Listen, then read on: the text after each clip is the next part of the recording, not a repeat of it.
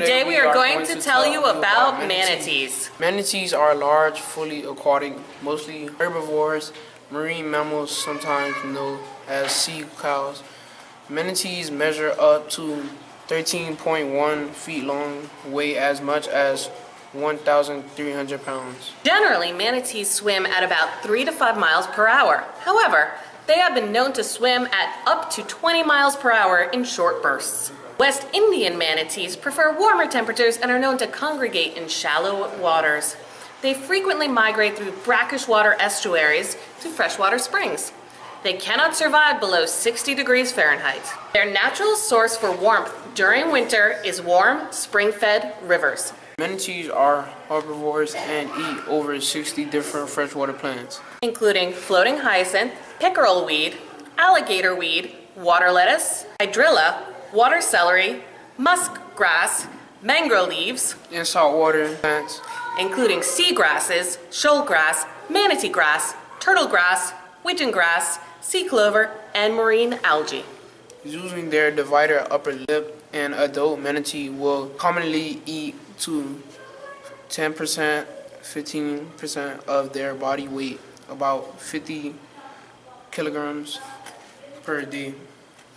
Consuming such an amount requires a manatee to graze for up to 7 hours a day. I wish I could be like manatees, eating up to 7 hours a day. There are 3 accepted living species of Trichachidae, representing 3 of the 4 living species in the order Sirenia: the Amazonian manatee, the West Indian manatee, and the West African manatee. Overall, predation does not present a significant threat to the survival of any manatee species. The Amazonian manatees, a species of manatee that lives in the Amazon basin in Brazil, Peru, Bolivia, Colombia, and Ecuador. It has thin, wrinkled skin with fine hairs scattered over its body and a white chest patch.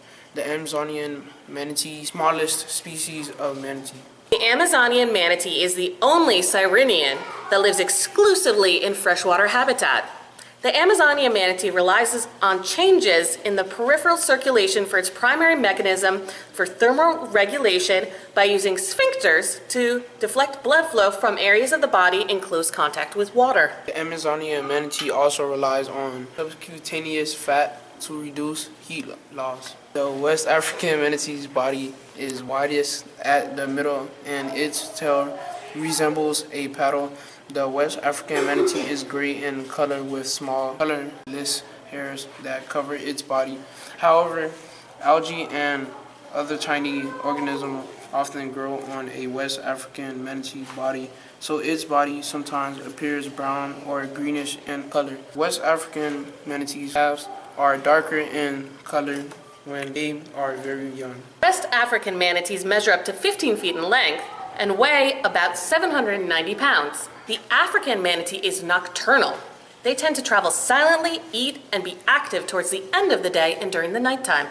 During the daytime, the African manatee dozes in shallow, 1 to 2 meter deep water.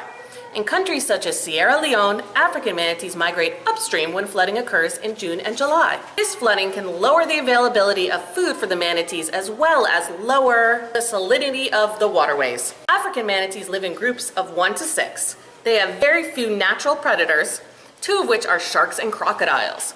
They are also very social, spending a majority of their day bonding by touch, verbal communication, and smell.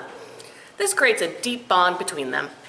When it is time to migrate due to a weather change, manatees will travel in larger groups to find warmer water and food. The West Indian manatee is surprisingly algae and water, and individuals have been seen doing rows, somersaults, and even swimming upside down. Manatees are not territorial and do not have complex predator avoidance behavior as they have evolved in areas without natural predators. The common predators of marine mammals such as killer whales and large sharks are rarely, if ever, found in habitats inhabited by this species. The West Indian manatee has been hunted for hundreds of years for meat and hide and continues to be hunted in Central and South America. Illegal poaching as well as collisions with vessels are a content source of West Indian manatee fatals. Additional environmental stress such as red tide and cold waters cause several health problems to West Indian manatee, such as immunosuppression, disease, and even death. As its name implies, the West Indian manatee lives in the West Indies or Caribbean, generally in shallow coastal areas. However, it is known to withstand large changes in water salinity, so has also been found in shallow rivers and estuaries. It can live in fresh, brackish, and saline water. It is limited to the tropics and subtropics due to an extremely low metabolic rate and lack of thick layer of insulating body fat.